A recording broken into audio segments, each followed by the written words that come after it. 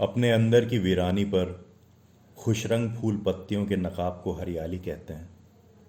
मेरे घर के छोटे से बगीचे में भी बहुत हरियाली है। पुराने जख्मों को हरा रखने के लिए माजी के मुर्दा जिस्म में बराबर सुइयां चुभोनी पड़ती हैं। घर के बगीचे भी अपने आप को तरोताज़ा रखने के लिए चिड़ियों, तेज़ हवाओं और बच्चों को शरारतें तक करने की इजाज़त देते हैं। सीमेंट के गमले और दरो दीवार, कैक्टस की कतारें, खुशबू से खाली गुलाब, तहजीब से उगी हुई घास, तरतीब से सांप सीढ़ी बनाती बेलें और एक घर में रहते हुए लोगों के दिलों में फासलों की फसल बो देती है। कभी कभी लॉन की हरियाली में हिस्सा लेते हुए फूल भी लड़कियों के नसीब की तरह लगते हैं। शाखों से अलग होने के दुख सुख और अंजाम से नावाकिफ ये फूल मगर खिलते ज़रूर हैं कि यही फितरत का तकाजा है। मौत ही जिंदगी के एहसास का नाम है, दर्द ही दिल की मौजूदगी का गवाह है। उत्तर प्रदेश के कई बड़े शहरों से घिरा कई तारीखी कस्बात को अपने सीने में लगाए अपने चेहरे पर बंजर और जरखेज मिट्टी मिले हुए गंगा जी के कछार में सई नदी के किनारे रायबरेली आबाद है। अदबी तौर पर बेइंतहा मालामाल यह शहर सियासी तौर पर भी बहुत होशियार है। इस शहर में सियासत इक्तिदार का नाम नहीं है बल्कि सूझबूझ का नाम है।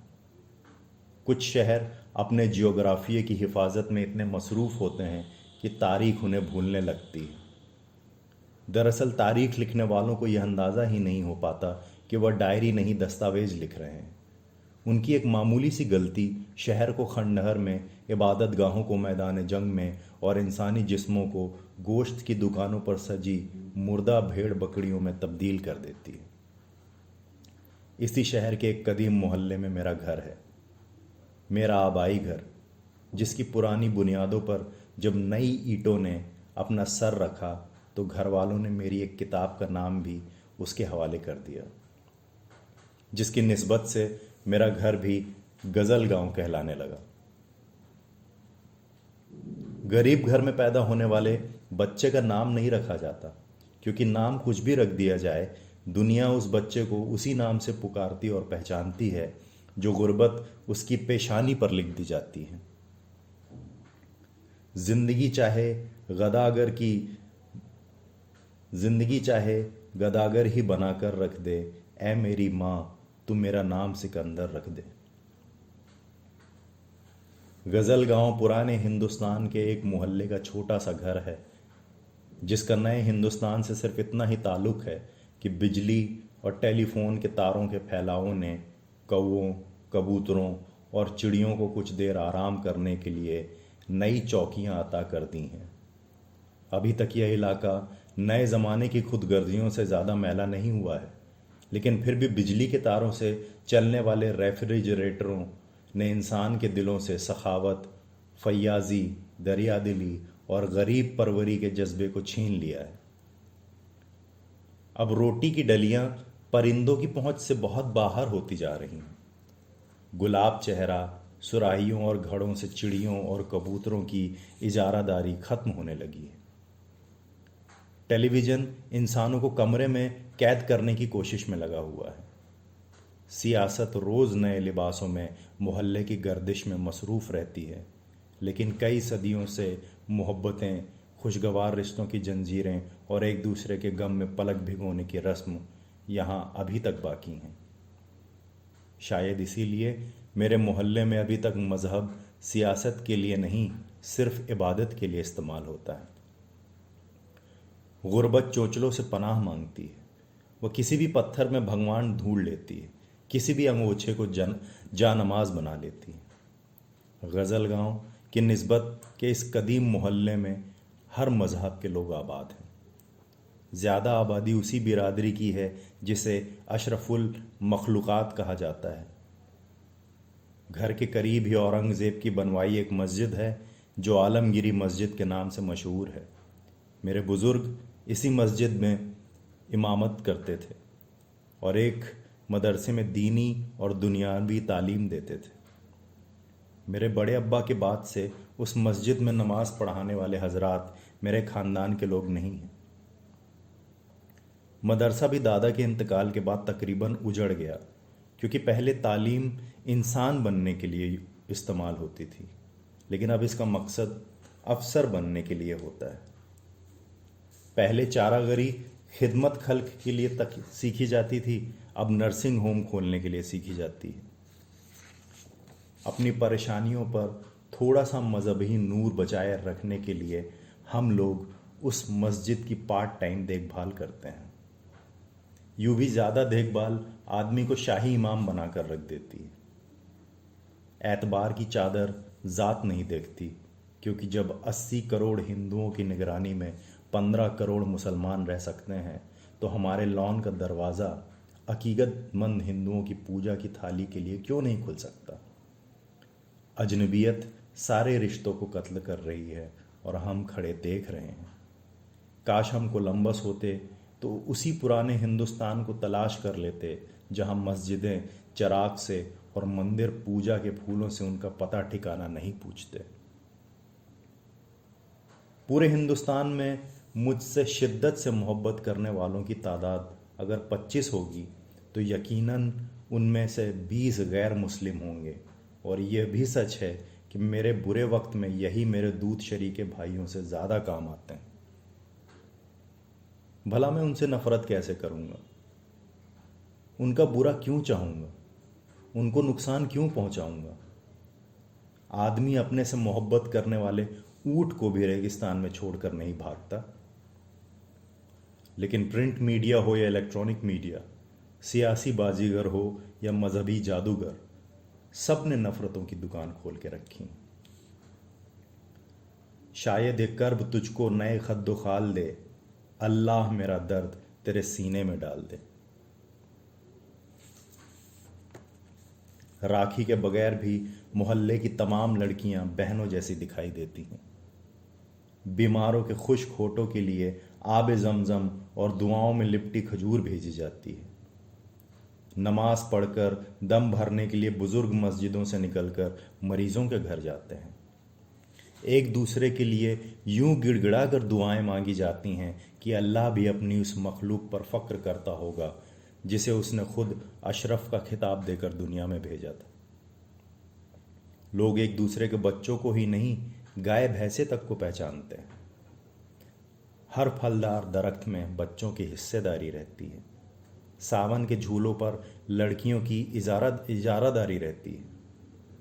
मोहल्ले की तमाम लड़कियों में दुपट्टा बदल बहनों का रिश्ता होता है और हर बुजुर्ग पूरे मोहल्ले का बुजुर्ग होता है।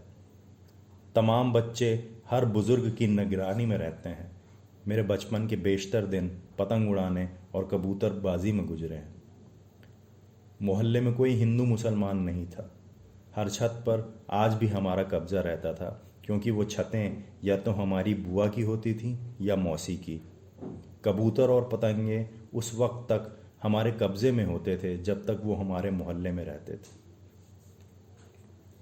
2-3 बरस बाद, कुछ दिनों तक बीमार रहने के बाद, मेरे वालिद का इंतकाल हो गया। ये शादियों का मौसम था। मेरे मोहल्ले में भी कई बारातें आने वाली थीं। 2 गैर मुस्लिम घरों में भी शादी की गहमा गहमी थी।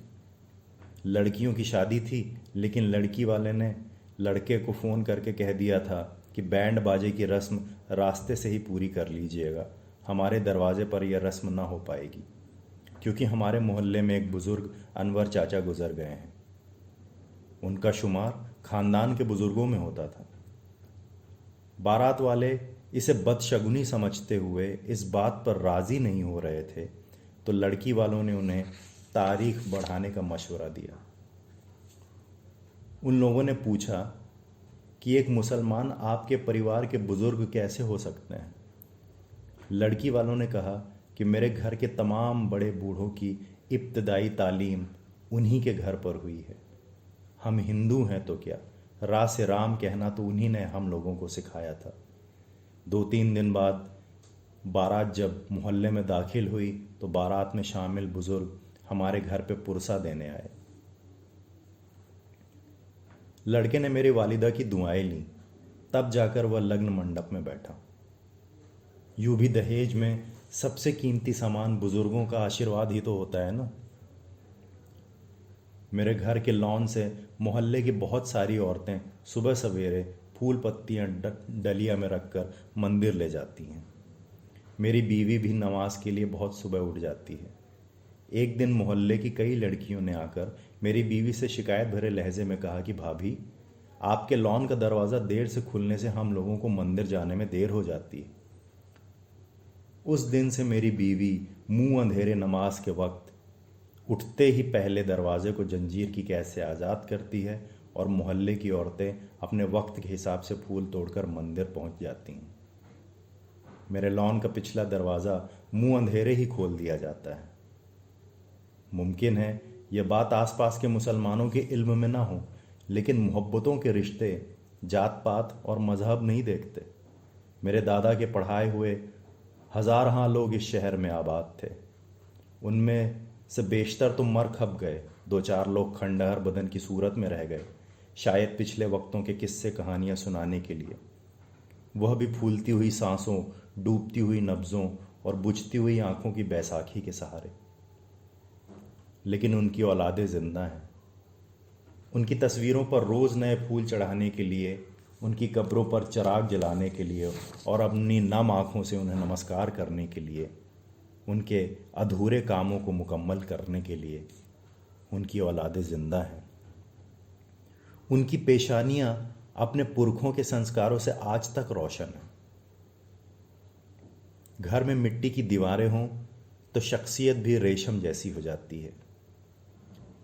आंगन भी हो तो दिल दरिया की तरह हो जाते हैं। आंगन में कोई फलदार दरख्त हो तो चिड़ियों के लहजे की मिठास भी घर वालों में मौजूद रहती है। घर में मिट्टी का दिया जलता हो तो काजल आंखों को झील जैसा बनाए रखता है। कुआं हो तो पानी की सरगोशी भी सुनाई देती है, जैसे रोजे में फाका कशों से मोहब्बत बढ़ जाती है। बुजुर्गों की शराफतों, करामात, कलंदरी और दरिया दिली के सबब हम लोगों को अभी तक इस इज्जत व एहतराम की निगाह से देखा जाता है। यूं भी रायबरेली की तारीख में किसी भी वर्ग में नफरत और फिरका परस्ती की स्याही मौजूद नहीं है। त्योहार गंगा जमुनी तहजीब की मिसाल बन जाते हैं। सिवैयों का ज़ाफ़रानी रंग होली के रंग जैसा हो जाता है।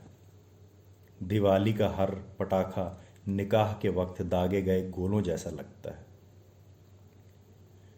क्रिकेट मैच होते ही हर घर में कई टीमें बन जाती हैं। मैं और मेरी बीवी हिंदुस्तानी टीम के दीवाने, मेरी छोटी बेटी और बेटा पाकिस्तानी टीम के तरफदार। मैच शुरू होते ही लड़ाइयाँ शुरू हो जाती हैं। सचिन के आउट होते ही मेरा बेटा हंसते हुए आवाज़ लगाता है, मम्मी का बेटा आउट हो गया। मम्मी को आंसू पोंछने के लिए रुमाल प्रोवाइड किया जाए। उसकी मम्मी सुन लेती हैं और उसे मारने दौड़ती हैं। झगड़ा इतना बढ़ता है कि टीवी बंद करना पड़ता है। साहबजादे का हुक्का पानी भी बंद हो जाता है। अब भाई बहनों में लड़ाई शुरू होती है। एक दूसरे पर इल्ज़ाम लगाए जाते हैं। यह हुनर भी इन दोनों ने उन लोगों से संसद भवन की सब्जी मंडी से ही सीखा है। साहबजादे कहीं से 2-4 पटाखे दरवाजे पर छोड़ देते हैं और कहते हैं कि जब आप लोगों ने मुझे घर से निकाल ही दिया है, मेरा खाना पानी बंद ही कर दिया है, तो जो जी चाहे करूँगा। उनकी सज़ा और बढ़ा दी जाती है, यानी अब उनकी पिटाई भी ज़रूरी है। उनकी आखिरी सज़ा के तौर पर मुझे इस्तेमाल किया जाता है। मैं बुज़ुर्गों की धौंस को बरकरार रखने के लिए दोनों पार्टियों को डांटता हुआ घर से बाहर निकल आता हूँ। मुंह का मज़ा बदलने के लिए शहर के सबसे बड़े चौराहे पर पान खाने निकल जाता हूँ। पान की दुकान पर कई लोग पहले से मौजूद थे। वहाँ और लोग भी पान खाते हुए मिल जाते हैं। वह दबी ज़बान में गुफ्तगू कर रहे होते हैं कि पाकिस्तान की जीत पर मुसलमान पटाखे क्यों छोड़ते हैं। मैं उन्हें कैसे समझाऊं कि ये छोटे छोटे भाई बहनों के वह झगड़े हैं जिनकी बुनियादों में माँ के दूध की मोहब्बतें भी शामिल हैं। ये वो पटाखे हैं जिनसे बारूद की नहीं, माँ के दूध की खुशबू आती है। अब मैं उन्हें कैसे समझाऊं कि इस बेएतबार ज़माने में मेरे घर का पिछला दरवाज़ा मंदिर में चढ़ाए जाने वाले फूलों के लिए खोल दिया जाता है। मैं उन्हें कैसे समझाऊं कि पाकिस्तान में कई दिन लगातार रहने के बाद मुझे हिंदुस्तान इतना याद आने लगा था कि इंडियन एम्बेसी की इमारत मुझे मस्जिद मालूम होने लगती है। मैं उन्हें कैसे समझाऊं कि गले मिलने को आपस में दुआएं रोज़ आती हैं, अभी मस्जिद के दरवाजे पे माएँ रोज़ आती हैं।